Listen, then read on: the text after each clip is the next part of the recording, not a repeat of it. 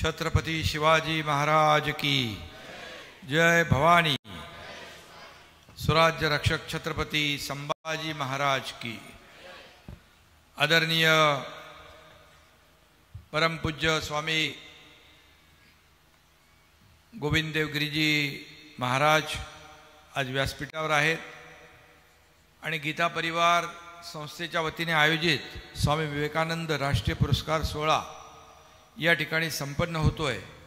या सोहळ्याला उपस्थित आयोजक पुरुषोत्तम भुतेकर महाराज ज्यांचा सन्मान झाला ते आपले निलेश महाराज झरेगावकर, केंद्रीय मंत्री प्रतापराव जाधव, खासदार संदीपान भुमरे, श्वेताताई महाले, संजय गायकवाड, संजय रायमुलकर, शशिकांत खेडेकर,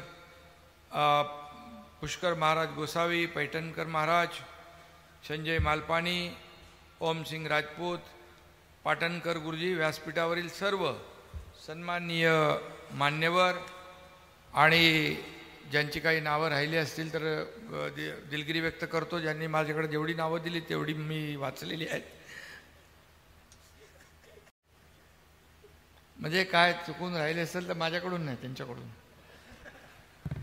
आणि माझ्या लाडक्या बहिणी आणि लाडके भाऊ आणि लाडके शेतकरी आहेत, सर्वप्रथम गीता परिवाराचं मनापासून मी अभिनंदन करतो, मनापासून त्यांचे आभार मानतो। खरं म्हणजे गेल्या 3-4 दिवसापासून स्वामीजी हे असेच कार्यक्रम मी करतोय, धार्मिक अध्यात्मिक। अक्षय महाराज इकडे आहेत आणि परवा अमरावतीला इस्कॉन मंदिराचं भूमिपूजन झालं। बीड जवळ गुरुवर्य शांतीब्रह्म आदिनाथ महाराज त्यांचा तारकेश्वर गडावर गेलो। त्याच दिवशी संध्याकाळी आळंदीला ज्ञानेश्वरी पारायणासाठी आलेल्या हजारो भाविकांसोबत त्या कार्यक्रमाला उपस्थित राहिलो। 2 महिन्यापूर्वी देऊला सद्गुरू संत तुकाराम महाराज यांच्या नावाचा पुरस्कार मला मिळाला। खरं म्हणजे ही हजारो वारकरी बंधू भगिनींसमवेत उपस्थित मला राहता आलं। खरं म्हणजे मी भाग्यवान आहे की आजही या ठिकाणी गीता परिवारानं आयोजित केलेल्या या कार्यक्रमाला मला उपस्थित राहता आलं। मी स्वतःला भाग्यवान समजतो। मी स्वामीजींचा खूप खूप आभारी आहे। खरं म्हणजे मी हेलिकॉप्टरमध्ये बसलो, म्हणाले तिकडे वेदर खराब आहे, परत उतरलो, मग हायवेनी जाऊ लागलो। परत मी म्हणालो आमच्या पीएला बघा, पायलटला विचारा काय परिस्थिती बदलली आहे का, तो म्हणाले बदलली आहे। पुन्हा हेलिकॉप्टरमध्ये आलो। म्हणजे स्वामीजी आपला आशीर्वाद आणि आपलं जे निमंत्रण मला मिळालं ते मला इथं बरोबर खेचून घेऊन आलं आणि या ठिकाणी मी आणि म्हणून स्वामी गोविंददेव गिरीजी महाराज यांचं मार्गदर्शन नेहमीच मिळत असतं आणि त्यांना भेटल्यावर देखील एक जो का आनंद मनामध्ये येतो, एक ऊर्जा आणि प्रेरणा मिळते। कारण त्यांचं काय, त्यांचं फक्त आपला देश, आपलं राष्ट्र, देशभक्ती आणि आपला धर्म आणि हा भगवा झेंडा यासाठीच त्यांचं काम सुरू असतं।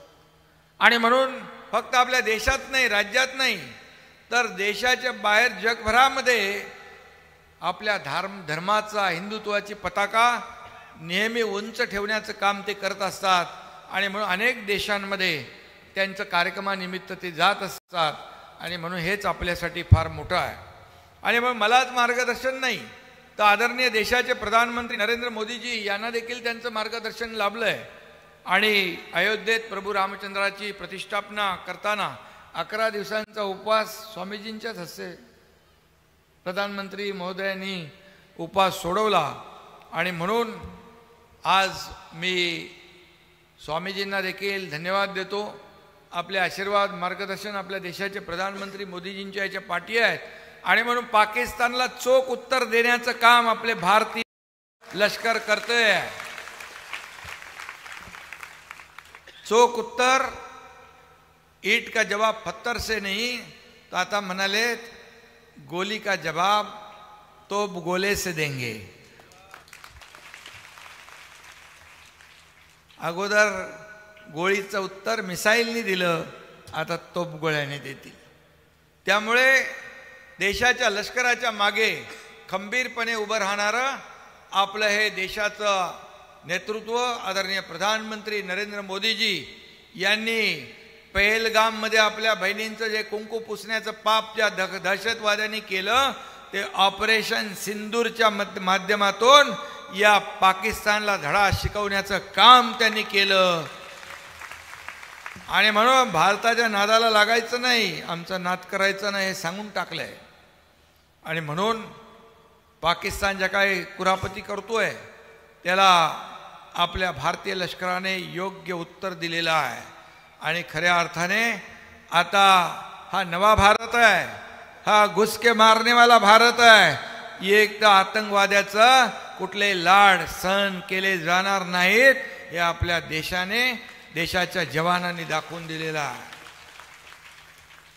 आणि म्हणून मी आज सकाळी देखील आमची बैठक होती. Army, navy, air force, civil defence, coast guard सगळ्यांबरोबर मुख्यमंत्री आणि आमची त्यांच्यासोबत बैठक झाली मुंबई महाराष्ट्राच्या सुरक्षेसाठी. आणि म्हणून पाकिस्तानने आता नजरेने आपल्याकडे बघण्याची हिंमत करता कामा नये असं ठोक उत्तर त्यांना ठोकून दिलेलं आहे. ते म्हणाले चुन चुन के मारेंगे तो आपल्या लोकांनी ढूंढ ढूंढ के मारेंगे म्हणून त्यांना दाखवलंय. आणि देशवासियाच्या मनातली इच्छा स्वामीजी या ठिकाणी आपलं लष्कर पूर्ण करताना दिसतंय, त्याचा अभिमान आपल्याला सगळ्यांना. आणि म्हणून हे स्वामीजी राष्ट्रसंत आहेत, त्यांचा गीता परिवार आपल्या सगळ्यांना परिचित आहे. शिवाय वारकरी हा देखील आपल्या सगळ्यांच्या जिव्हाळ्याचा विषय मगाशी सांगितलं कोणीतरी. आणि म्हणून वारकरी, शेतकरी खऱ्या अर्थाने आपल्या जीवनाचा अविभाज्य भाग आहे. आणि म्हणून वारकरी संप्रदाय आता आपले झरेकर महाराज यांचा इथं सत्कार झाला आणि त्यांनी केलेलं काम. आणि आपणही देखील वारकरी संप्रदाय राज्यामध्ये सगळीकडे आपल्या अखंड हरिनाम सप्ताह कीर्तनाच्या माध्यमातून या ठिकाणी समाज प्रबोधनाचं काम, लोकांना दिशा देण्याचं काम आपण करताय. आम्ही जर राज्यकर्ते असलो तरी सुद्धा खऱ्या अर्थाने धार्मिक आणि आध्यात्मिक अधिष्ठान जे आहे राजकीय अधिष्ठानापेक्षा वर आहे, उंच आहे हे मानणाऱ्यापैकी मी आहे. आणि म्हणून मी एक सर्वसामान्य कार्यकर्ता आहे. मी मुख्यमंत्री जरी होतो तरी सुद्धा कार्यकर्ता म्हणून काम केलं. जिथं कुठं समस्या दिसली, जिथं कुठं संकट दिसलं की मी सगळं सोडून तिथे संकटात अडकलेल्या लोकांना मदत करण्याचं काम आपण केलं, ते कर्तव्य म्हणून केलेलं आहे. खरं म्हणजे मी समाज पंढरीचा कार्यकर्ता आहे, सत्ता पंढरीचा नाही. त्यामुळे समाज पंढरीचा एक कार्यकर्ता म्हणून मी काम करत होतो, यापुढे काम करत राहणार आहे. आणि मग याच कामाचं जे काय आशीर्वाद आहेत या आपल्या माध्यमातून मिळाले. 2.5 वर्ष जे काम केलं आम्ही टीम म्हणून काम केलं. आणि टीम म्हणून काम केल्यानंतर लाडक्या बहिणी, लाडके भाऊ, लाडके शेतकरी, लाडके ज्येष्ठ यांनी सगळ्यांनी भरभरून आशीर्वाद दिले. आणि पुन्हा या राज्यामध्ये महायुतीचं सरकार आलं. म्हणून माझ्या लाडक्या बहिणींना मी सांगू इच्छितो, कोणी काही म्हटलं तरी सुद्धा माझी लाडकी बहीण योजना कधी बंद होणार नाही. ज्या ज्या योजना आम्ही जाहीर केल्यात त्या वचन जे दिलेलं आहे ते टप्प्याटप्प्याने आम्ही पुढे जाणार. तुम्ही जशी जशी आमची सरकारची ताकद वाढवाल तसं तसं आपल्याला या समाजाला न्याय देता येईल. आम्ही प्रिंटिंग मिस्टेक म्हणणारं सरकार नाही. जे बोललो ते करून दाखवणार, जे बोललो ते करणार. कारण हिंदुहृदय सम्राट बाळासाहेब सांगायचे, एकदा शब्द देताना 10 नाही 100 वेळा विचार करा. पण एकदा शब्द दिल्यानंतर वापस मागं फिरणं नाही. आमच्या शब्दकोशामध्ये नाही हा शब्द नाही. आणि त्यामुळे तुम्ही निश्चिंत राहा. मला एवढंच सांगायचं आहे की एका उदात्त कामाला या ठिकाणी आज मला इथं आलं हरिभक्त परायण निलेशजी महाराज झरेगावकर यांना स्वामी विवेकानंद पुरस्कार देताना स्वामीजींच्या बरोबर मला उपस्थित राहता आलं, हे माझं भाग्य आहे, मला आनंद आहे. आणि त्यांच्या स्वामीजींच्या पाठबळातून आशीर्वादातून वाढलेल्या गीता परिवारानं निलेशजी महाराजांचा आपला सन्मान केलेला आहे. आणि म्हणून मी देखील एक शेतकरी कुटुंबातला आहे, मी देखील वारकरी संप्रदायातला आहे, माझं घर देखील वारकऱ्याचं आहे आणि माझं नाव पण एकनाथ आहे. त्यामुळे त्यांनी निलेशजी यांनी फक्त वारकरी संप्रदायाचं काम केलं म्हणून नाही, उत्तम समाज प्रबोधन त्यांनी केलं, कीर्तन करतायत म्हणून नाही, तर ते कार्य जे करतायत 47,000 कैद्यांचं पालकत्व स्वीकारून त्यांना समाजाच्या मुख्य प्रवाहात आणण्याचं अवघड काम त्यांनी केलं. त्यांना सन्मार्गाला लावण्याचं काम केलं, त्यांना पांडुरंगाचं नामस्मरण करण्याचं, दिशा दाखवण्याचं काम, आणि यांना इतर लोकांनी मुख्य प्रवाहात आणण्याचं देखील काम केलं. म्हणून आपल्याला हा सन्मान या ठिकाणी मिळालेला आहे.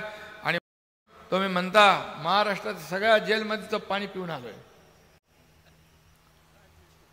असं गमतीने म्हणतात, त्यात तथ्य आहे. आणि म्हणून कीर्तन कार्यक्रम, अन्य समाज कार्यासाठी ते ठिकठिकाणच्या कारागृहामध्ये जात होते. तिथल्या कैद्यांना भेटून त्यांना परिवर्तन करण्याचा त्यांनी प्रयत्न केला आहे. कारागृह हे सुधारगृह व्हावं अशा प्रकारचा त्यांचा प्रयत्न होता, म्हणून त्यांना आजचा पुरस्कार दिलेला आहे. नागपूरच्या सेंट्रल जेलमध्ये त्यांचा कीर्तन कार्यक्रम असताना तिथल्या काही कैद्यांनी तुळजाभवानीतील फुलझाडांची फुलं वेचून त्यांना हार करून निलेश महाराजांना दिला. काही गुन्हे केलेले लोक जेव्हा असं चांगलं काम करतात त्या फुलाचं खऱ्या अर्थाने सार्थक होतं असं मला वाटतं. आणि तिथूनच खऱ्या अर्थाने परिवर्तनाची सुरुवात या ठिकाणी होते. कैद्यांच्या मनामध्ये आत्मपरिवर्तन घडवणं हे अत्यंत कठीण काम आहे, पण ते भगवद्गीतेच्या आधारावर, तत्वज्ञानाच्या आधारावर घेऊन ते शक्य करून आपण दाखवलं. म्हणून तुमचं मी मनापासून अभिनंदन करतो, मनापासून तुम्हाला. संत तुकाराम, संत ज्ञानेश्वर, नामदेव आणि एकनाथाने शेकडो वर्षापूर्वी जसं पंढरीच्या विठोबाच्या नामस्मरणातून भक्तीचा आणि समाज प्रबोधनाचा मार्ग दाखवला, आजही हजारो वारकरी गावोगावी कीर्तनाच्या माध्यमातून जनजागृती करतायत. ही परंपरा कारागृहात नेण्याचं धाडस निलेश महाराजांनी केलं, म्हणून त्यांचं पुन्हा एकदा मनापासून मी अभिनंदन करतो. आणि स्वामीजी असं कोणाला सत्कार करत नाहीत. स्वामीजी बरोबर त्याचं कर्तृत्व, कार्य, काम, योगदान सगळं बघूनच या ठिकाणी करत असतात. आणि म्हणून ही केवळ एक आध्यात्मिक चळवळ नाही, तर सामाजिक पुनरुत्थानाचा एक आदर्श उदाहरण आहे असं म्हटलं तर वावगं ठरणार नाही. आणि म्हणून सामाजिक प्रगतीचा विचार करताना शिक्षण, आरोग्य आणि रोजगारासोबत मानसिक प्रबोधन या देखील घटकाचा विचार करायला हवा, हे निलेश महाराजांनी केलंय. आणि म्हणून हे परिवर्तनाचं मोठं काम आहे. आणि म्हणूनच मी आपल्याला एवढंच सांगतो, तुरुंगाचं रूपांतर मंदिरात करणारा हा वारकरी आहे, हे खऱ्या अर्थ पांडुरंग आहे. आणि म्हणूनच आज त्यांचं या ठिकाणी सन्मान होतोय. वाल्याचा वाल्मिकी कसा झाला याचं उत्तर तुमच्याकडे बघितल्यावर मिळते. आणि त्यामुळे प्रत्येकाने आपण स्वतःहून, आपण आपल्यासाठी स्वतःसाठी सगळे जगतात, परंतु स्वतःसाठी जगत असताना दुसऱ्यासाठी जगणं, दुसऱ्याचं दुःख वाटून घेणं याच्यामध्ये मोठा आनंद असतो. आणि असं जर आपण केलं तर समाजामध्ये दुःखी कोणी राहणार नाही, सगळ्यांच्या जीवनामध्ये चांगला आनंद, समाधान आणि अर्थाने बदल घडेल. कारण महायुतीचं सरकार सर्वसामान्यांचं सरकार म्हणूनच या ठिकाणी आपण गेलो. निलेश महाराज म्हणाले 30 जून 2022 तेव्हा देखील आम्ही या महाराष्ट्रामध्ये एक परिवर्तन घडवण्याचं काम केलं.